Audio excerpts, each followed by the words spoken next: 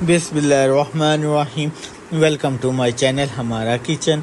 मेरा नाम वकास है। आज मैं आपको मटन यखनी सूप बनाना सिखाऊंगा। उससे पहले मैं आपको एक हदीस सुनाता हूँ।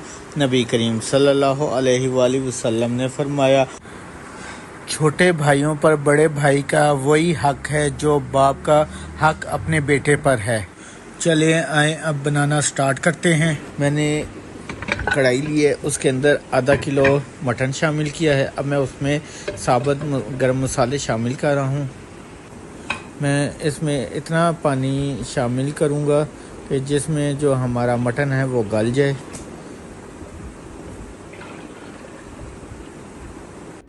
मैं 20 मिनट का प्रेशर दूंगा।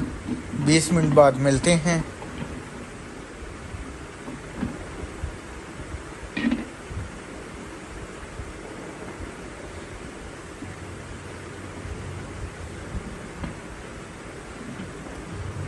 मटन की जो यखनी है वो बन गई है। मैंने एक कढ़ाई लिया, उसमें ऑयल शामिल किया। अब मैं इसमें 1 टीस्पून अदरक लहसुन का पेस्ट शामिल कर रहा हूँ और मैं इसको अच्छी तरह मिक्स कर लूँगा। इसमें 4 अदद सब्र मिर्चें शामिल कर रहा हूँ और इन्हें भी मैं अच्छी तरह मिक्स कर लूँगा।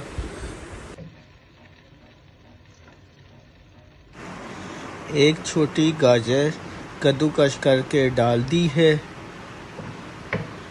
इसको थोड़ा सा भून लूँगा।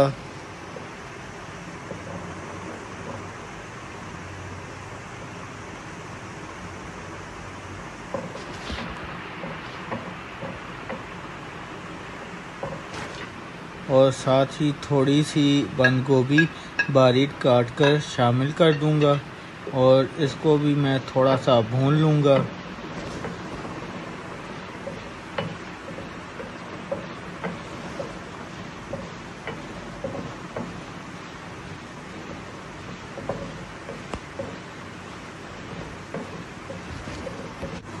और फिर एक छोटी सी शिमला मिर्च काट कर शामिल कर दी है और इसको भी मैं भून लूँगा।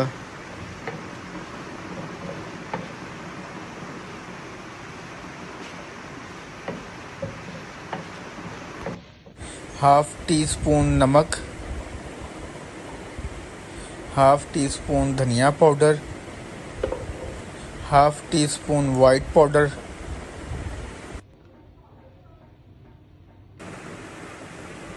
ये तीनों मसाले मैंने शामिल कर दिए हैं। अब मैं इन्हें मिक्स कर लूँगा।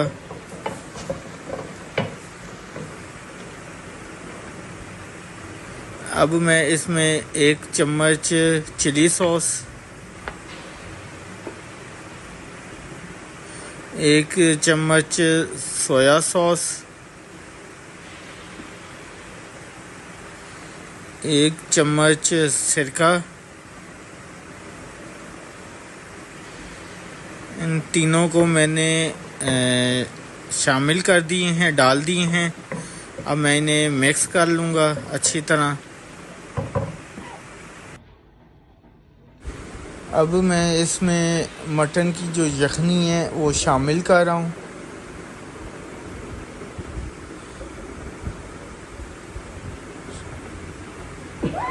और इसको भी मैं हिला लूँगा। Half tea spoon chicken powder.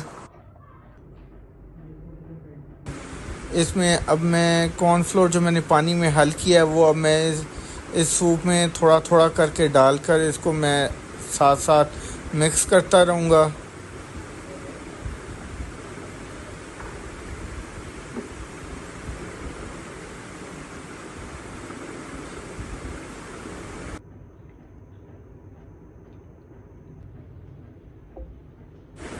एक अंडा मैंने लिया है, इसको मैं सूप में डाल दूँगा।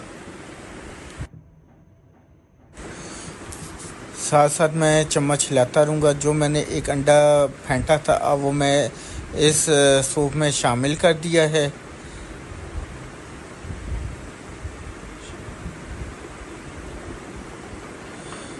देखें कि माशाल्लाह जो हमारे सूप की शक्ल है वो बहुत प्यारी निकल आई है।